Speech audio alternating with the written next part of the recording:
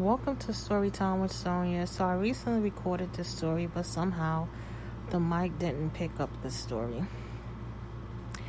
This is a true crime story. Due to the graphic natures of this story, we advise that you listen with caution.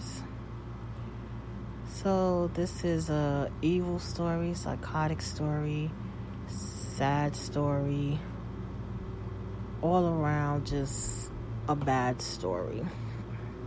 And I hate the fact that I'm going to have to just tell this story again, because like I said, I recorded it earlier, but the mic didn't actually pick up the story. So the story went that two girls, Brittany and Crystal, was actually murdered. Brittany was beaten so bad till she was unrecognizable, and Crystal had gotten her brains blown out. So someone happened to find the two girls at an abandoned hotel by a garbage can, which they thought the two girls was actually mannequins. So leading up to their disappearance and their murder, the investigators was trying to figure out what happened to them. So they went and they was looking at all the camera footage of that whole week or where they've been. So they seen that they had went to the gas station. They had drove the baby to school, Crystal baby. They had drove her to school. That they had ran errands. But then on the footage they show that Brittany's dad is actually driving a car and was stopped by a security guard. So the security guard, something had happened with the car. I don't know exactly what happened to the car. So the security guard asked him that he needed help. He said no, but the security guard didn't know that at the time the father had Brittany, his own daughter, and Crystal, her lover's body in the back of the car. So he allows him to go ahead and drive. So now this dad, as they telling the parents, they go tell Crystal parents, her mom and dad, that Crystal passed away. They go tell Brittany's father, which he's a great actor, just psychotic and evil. He's like, what happened? So he's acting like he goes and have this ritual where he's like, oh, the authorities are doing what they can do, and I hope they find the killer, knowing that he was the actual killer, that he had murdered his daughter, and her lover. So as they are investigating, they go use the chemical to find out. They go back to the house, use the chemical, and find out what really happened. So they got so much blood everywhere. Like, there's blood everywhere. So now they go to the father, and they, lock him up. They locks him up. They takes him in for questioning. Before they locks him up, they take him in for questioning. They said, you need to come clean. What happened with Brittany and her girlfriend? So he sits there like he don't know what they're talking about. Like he don't have no answer for them. He's like, what do you mean? So they like, well, we need for you to tell us what happened. So he's saying that he don't know what happened. Did they find who did it? So now the investigator, he's getting fed up with him. He's fed up with him. He go back, he brings the pictures. The pictures are so disturbing. This man done beat his daughter so bad that she's really unrecognizable. And the fact that he blew out her girlfriend's brains. So he's looking at the pictures. He has yet to confess that he's done any of this. He's looking at the pictures. He just staring at the pictures, never come up with a confession. The fact that he had told Crystal parents that because of both of the girls was in a relationship, that they should go in together to give them a funeral. The parents agreed and shook his hand. They don't even know. Crystal parents don't even know that he's the killer. And the fact that at the time the baby had witnessed, Crystal's baby daughter had witnessed what really had happened. So now he's acting like he don't know what happened. So now the investigators speculate the reason why he killed his daughter because he was a sex offender. He came home, he couldn't get a job, and his daughter had so much going for her. You know, she was doing good. Her and her girlfriend was doing good. She had a nice car and everything. That was the speculation from the... That wasn't mine. To me, it was a hate crime.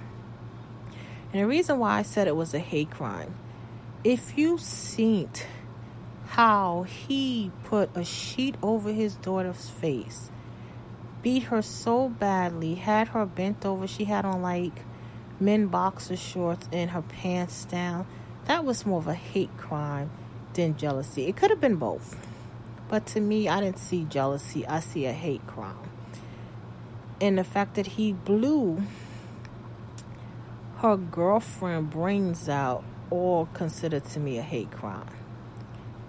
Now, I do understand that as humans, we may not agree with how our children, family members, or friends live, but we cannot take their lives because we don't agree with it. And for this man to do his own daughter the way he did her, that means that he no longer seen her as his daughter. He no longer had love for her. He just had pure hate for her. And he no longer considered her a human being because he treated her like garbage. He threw her and her girlfriend by a garbage. He's just evil, psychotic, horrible.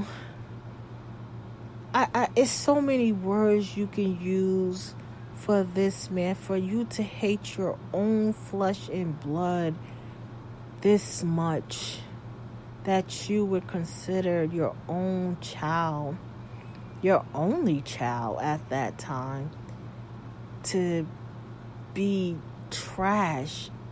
I can't begin to say how disgusting that is.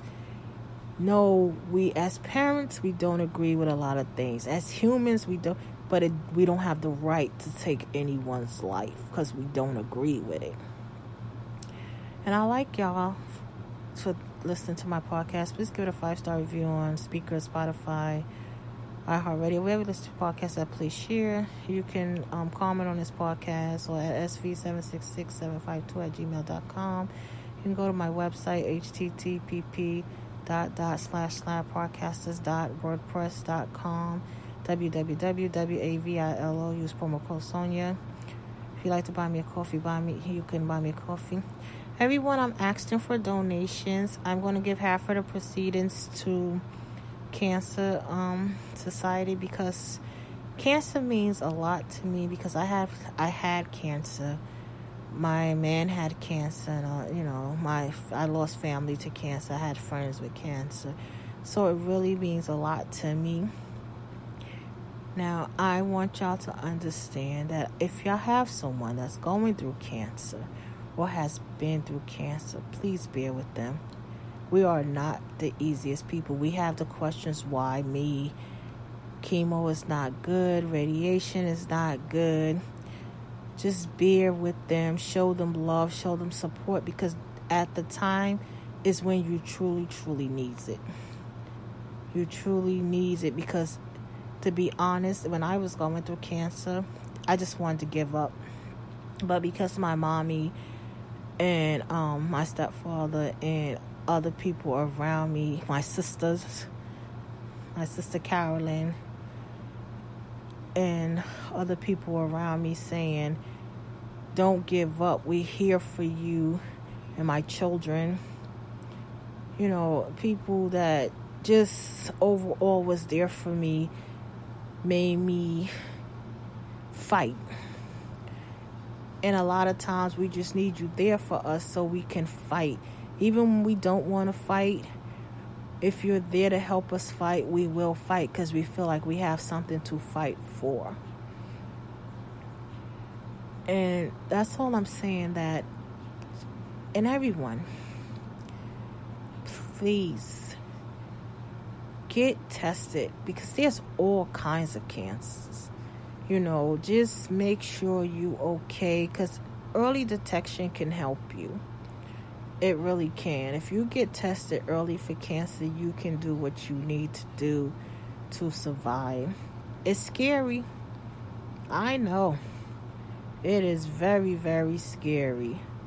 But you have to do what you need to do. And I like to thank you. You can follow me at son.ia9795, Instagram, Sonia Santiago, Twitter, Sonia Santiago, YouTube, Sonia Santiago, Pinterest, Sonia Santiago, Facebook.